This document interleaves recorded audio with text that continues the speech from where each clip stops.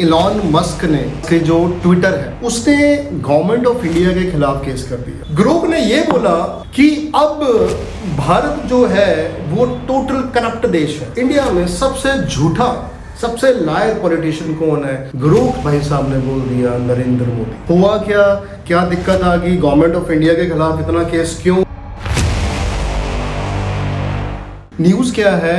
Elon Musk ने, या कह दो इलॉन मस्क के जो ट्विटर है, फॉर्मली ट्विटर था, अब क्या है वो एक्स, ठीक है, उसने गवर्नमेंट ऑफ इंडिया के खिलाफ केस कर दिया। कहाँ पे किया? कर्नाटका की हाई कोर्ट में वो चला गया। ठीक है, हुआ क्या दिक्कत आ गई? गवर्नमेंट ऑफ इंडिया के खिलाफ इतना केस क्यों? इतनी तो नजदीकियां थी टेस्ला को लेकर इलॉन मस्क की, लेकिन अब ऐसा क्या हुआ जो दिक्कतें बढ़ती जा रही हैं? ठीक है, मैं चर्चा करूंगा इसी वीडियो में अच्छे से।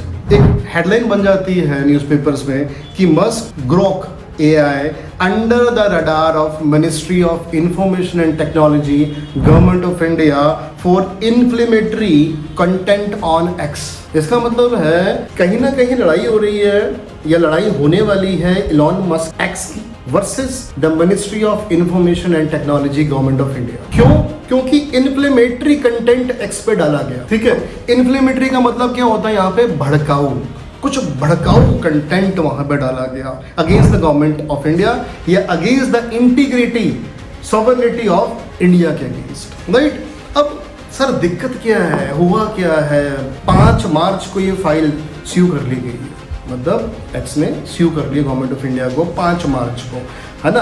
तो अगली जो तारीख पड़ी है वो 27 मार्च की पड़ी है। देखते हैं होता क्या है, लेकिन उससे पहले सब चीज़ें हैं क्या ये।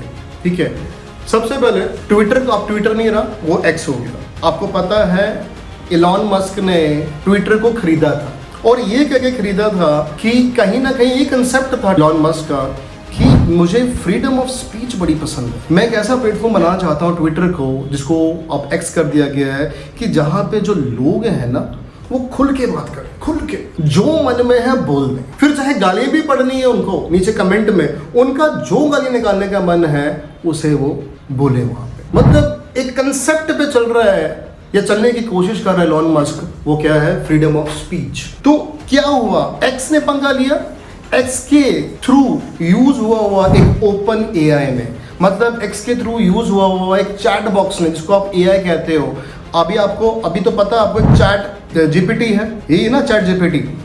किसने बनाया? वो अमेरिका ने, ये हम सबको पता है। दूसरा एक और आया है डीप सीक, अभी न्यूज में बहुत था डीप सीक, वो किसने बनाया है? चाइना ने। तो अब ट्विटर ने क्या किया, इलॉन मस्क ने क्या किया? एक और AI बना दिया जिसका नाम है ग्रोक, GROK AI। ठीक है, पहले वर्जन 1 था, वर्जन 2 था, वो इतना चला नहीं। क्यों नहीं चला? क्योंकि वो प्रीमियम थे।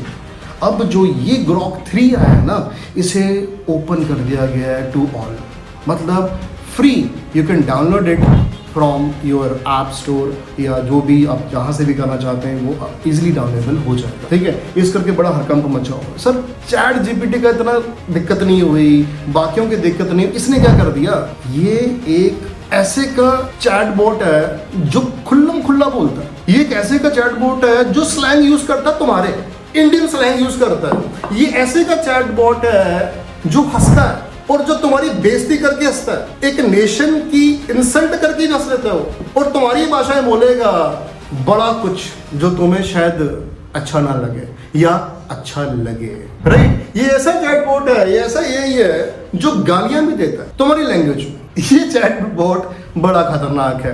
देखो चैट बोट की इन्फॉर्मेशन कहाँ से आती है? इसकी इन्फॉर्मेशन तो थ्रू आउट जितना भी, देखो ये कोई नेचुरली चीज़ नहीं बोलता, जितनी भी कोई भी AI टूल है, वो जितना भी मटेरियल आपके इंटरनेट पे अवेलेबल है, उसने तो वहीं से निकाल कर उसको विदाउट एनी फिल्टर लगा देते हैं चैट, है ना? वो फिल्टर के बगैर वो उसको वो यूज कर देता है, कोई फिल्टर नहीं होता, राइट? लेकिन क्या विदाउट फिल्टर हर चीज बोल देना? कुछ मर्यादाएं भी तो होती हैं जिन्हें लांघना नहीं होता, जहाँ पे फिल्टर बहुत जरूरी है। लेकिन क्या इसने वो किया? नहीं। अभी क्या सर ये पहली बार टेस्ला का पंगा पड़ा? मेरे को नहीं लगता। ये जो टस्सल चल रही है ना, किसकी? इलॉन मस्क की और गवर्नमेंट ऑफ इंडिया की। आज की नहीं, ये 2021 से देख रहा हूँ, जब ये फार्मर्स का प्रोटेस्ट हुआ था, आपको याद होगा, ट्वीट किया गया था बहुत कुछ, और फिर गवर्नमेंट ऑफ इंडिया ने वहां पे बोला था कि नहीं, आपको गवर्नमेंट रेगुलेशंस के अकॉर्डिंग काम करना पड़ेगा। तो वहां पे इलॉन मस्क फंसते हुए देखे थे मुझे कि या तो गवर्नमेंट रेगुलेटरी को मान लिया जाए, या फिर जो मेरा कंसेप्ट है उसको लाने का, ट्विटर को, एक्स को लाने का, वो क्या है, फ्री स्पीच। वहां पे दिक्कत आ गई। तो फंसते हुए टेस्ला मैंने बहुत पहले देखा हुआ है, लेकिन यहाँ पे अब केस करने का मतलब क्या था, क्या हो गया यहाँ पे, मैं फिर से वहीं पे आ रहा हूँ, बड़ा कुछ हो गया।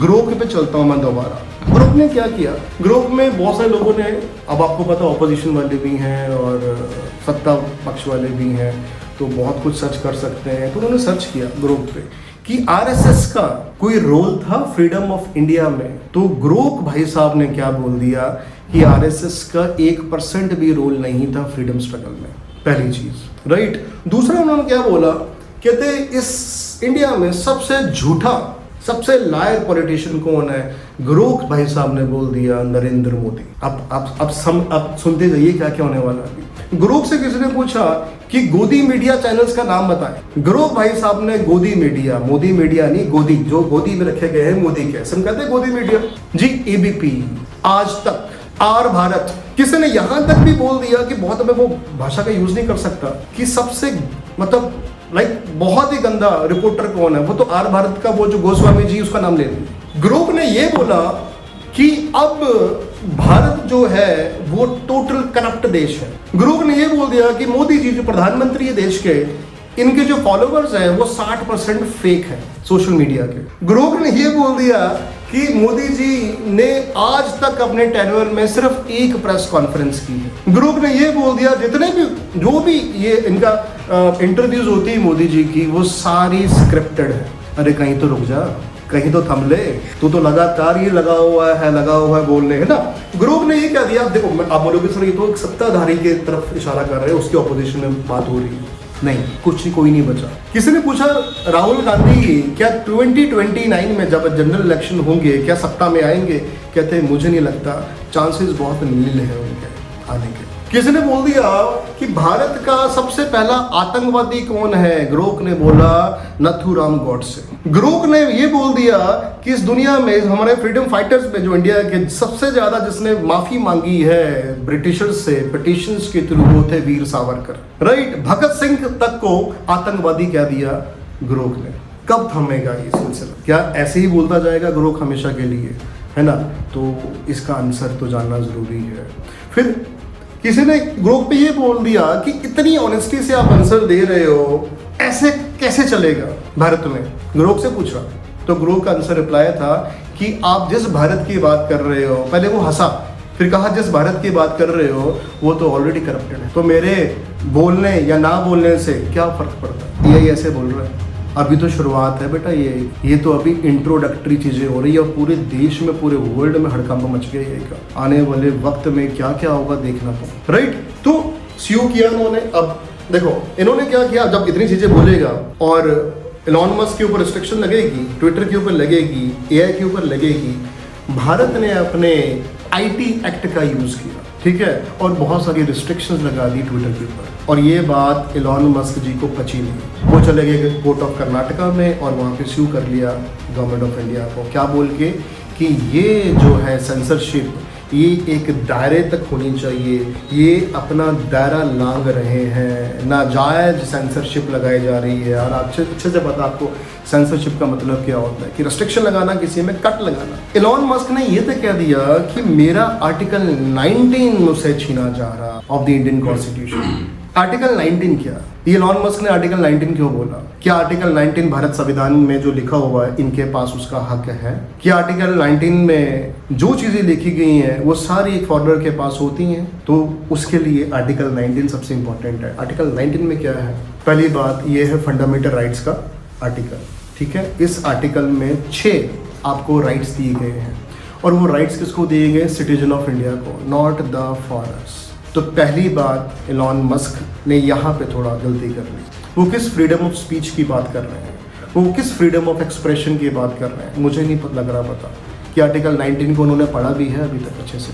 आर्टिकल 19 में जो 6 राइट्स हैं उसमें से पहला राइट है freedom of speech and expression, जिसको यूज करके वो कोर्ट गए अभी। दूसरा राइट है फ्रीडम ऑफ असेंबल। आप भारत में ट्रेड यूनियन बना सकते हो, असेंबल हो सकते हो, लेकिन पीसफुली विदाउट आर्म्स। तीसरा है फ्रीडम टू फॉर्म एसोसिएशंस। चौथा है freedom to move freely inside the India, कहीं भी जा सकते हो। पांचवा है freedom to reside and settle inside India, कहीं भी आप सेटल हो सकते हो, रह सकते हो। और लास्ट है freedom to practise any occupation, कुछ भी काम धंधा यहाँ पे कर सकते हो, तुम्हें कौन नहीं रोकेगा। एलॉन मस्क ने पहला पार्टिकल सब पार्ट ए पकड़ लिया 19 को, कहा मेरी फ्रीडम ऑफ स्पीच जो रिटन फॉर्म में है, बोलने फॉर्म में तो है नहीं, उन्होंने एआई ने क्या बोला रिटन फॉर्म में दिया, तो उससे आपने रिस्ट्रिक्ट किया है। तो क्वेश्चन ये है ना, मैं जैसे पहले बोला आर्टिकल 19 तो पहली बात फॉरेनर्स के पास है ही नहीं। दूसरा, क्या आर्टिकल 19 एब्सोल्यूट आर्टिकल है? एब्सोल्यूट आर्टिकल का मतलब होता है एट एनी कंडीशन, कुछ भी हो जाए वो आर्टिकल रहेगा, no one can restrict that article, right? नहीं जी नहीं, ऐसा नहीं है। आर्टिकल 19 एब्सोल्यूट आर्टिकल है ही नहीं। आर्टिकल 19 तो विद रीजनेबल रिस्ट्रिक्शंस का क्लॉज लेकर आता है अपने साथ। वो रीजनेबल रिस्ट्रिक्शंस क्या है? जब जब भारत की इंटीग्रिटी को, भारत की डिग्निटी के खिलाफ कोई बोलेगा, हम चुप थोड़ा रहेंगे यार। जब जब इस देश की पब्लिक ऑर्डर को कोई तंग करने की कोशिश करेगा अपनी स्पीच से, एक्सप्रेशन से, हम चुप थोड़ा रहेंगे यार, राइट? जब जब इस भारत को खतरा हो जाएगा, जब जब यहाँ पे दंगे होने की पूरी संभावना रहेगी, जब जब यहाँ के लोगों की मोरालिटी के अगेंस्ट कुछ बोला जाएगा या उनकी मोरालिटी डिग्रेड करेगी, तब तक हम आएंगे। और इसमें मुझे लगता है कि मोरालिटी एंड पब्लिक ऑर्डर को धक्का पहुंच सकता है देश की, इस करके रेस्ट्रिक्शन ली गई। और वो जरूरी भी था, नहीं तो फिर खालिस्तान का मांग करना वो भी तो एक freedom of speech and expression में आता है। तो फिर क्या खालिस्तान बनने दिया जाए और क्या उन्हें बोलने दिया जाए? ऐसा नहीं होगा ना, है ना? बोडोलैंड की बात करूँ, सिर्फ खालिस्तान की बात ना करूँ, बोडोलैंड, कई राज्य हैं जो फ्रीडम ऑफ स्पीच का नारा लगा के कुछ भी बोल रहे हैं देश की प्रभुता एंड अखंडता के खिलाफ। वो नहीं होगा ऐसा, राइट? अब 27 मार्च को जो होने वाला है वो देखते हैं।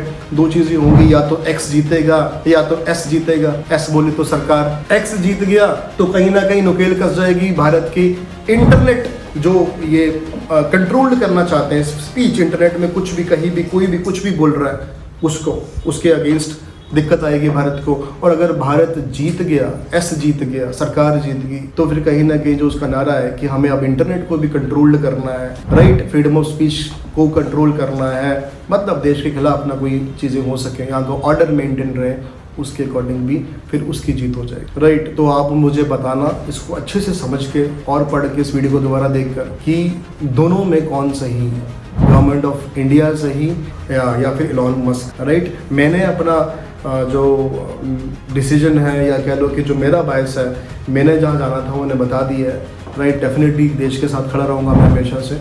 I am not with any political party कि मैं बीजेपी की बात कर रहा हूँ या मोदी जी की बात कर रहा हूँ। राहुल गांधी भी अगर यहाँ पे प्रधानमंत्री होते तो शायद मैं यही बोलता कि कोई बाहर ला के देश के इतनी बड़ी डिग्निटी को, इतने बड़े ओहदे को, राइट, उसका ये कर रहा है, तो फिर रीजनेबल रिस्ट्रिक्शन चाहिए, राइट? ऐसे तो अमेरिका के पास बहुत कुछ है, राइट? तो फिर ऐसे तो फिर एआई को पूछ लीजिए आप, इसरो के बारे, इसरो की खुफिया रिपोर्टों के बारे, आपके आईबी के बारे, आपके रॉ के बारे, कुछ ना कुछ तो वो भी बोल देगी, तो फिर वो भी गलत हो जाएगा ना वो तो, राइट? तो इंडिपेंडेंस ठीक है, आर्टिकल 19 ठीक है, लेकिन रिस्ट्रिक्शन इज वेरी इंपॉर्टेंट। और जब ये कॉन्स्टिट्यूशन बना था तब लोगों के क्वेश्चन में दिमाग था, एक क्वेश्चन था दिमाग में कि भाई ये जो हमारे अम्बेडकर साहब हैं, इन्होंने ये रीजनेबल रिस्ट्रिक्शन क्यों डाल दी हुई है, सीधा क्यों नहीं दिया आर्टिकल 19 फ्रीडम ऑफ स्पीच? आज पता लग रहा है बाबा साहिब ने जो कहा या जो लिखा वो ठीक था। अगर ऐसे छोड़ देते तो फिर आज नहीं तो कल ये जो एआई टूल है ये दंगे करवा देंगे देश में, पूरा भारत और पूरा वर्ल्ड, इवन वर्ल्ड वॉर 3 में फिर चल जाएगा, राइट? तो इट्स ऑल अबाउट दैट। फिर मिलते हैं अगली वीडियो में आपके साथ।